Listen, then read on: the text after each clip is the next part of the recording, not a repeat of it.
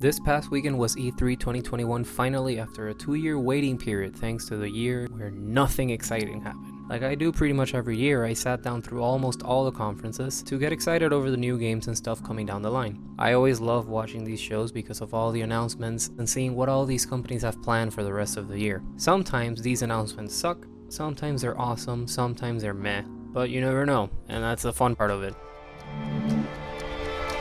The first show I watched this year. I never really expect much from these guys because it is usually the same thing year after year. A new Far Cry, a new Assassin's Creed, something related to Tom Clancy, and some dumb montage or segment with the new Just Dance and blah blah blah. At least this year's Just Dance part wasn't the worst one, not even close. It is usually pretty standard and pretty rudimentary with these Ubisoft conferences, but they always find a way to hook me and excite me with something out of the blue. One year was For Honor, another time was this amazing trailer for Watch Dogs, though we all know how that ended up being. And this year was a game called Riders Republic.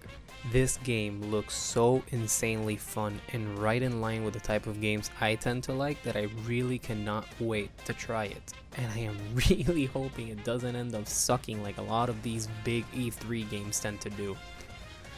Ubisoft, please get this right.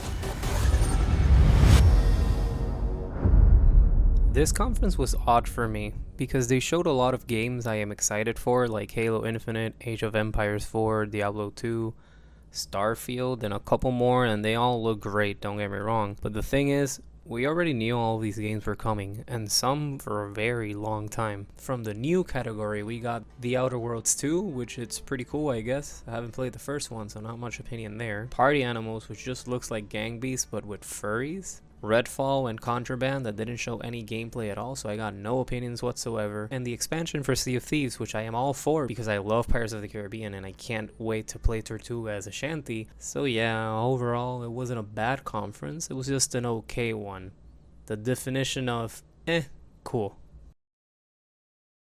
By far the worst presentation of the year. Man, I don't know. I have been writing all these as soon as I finish each presentation, so what I am saying now was written all the way back on June 14. So with that being said, this E3 has kind of sucked, right? It's not just me.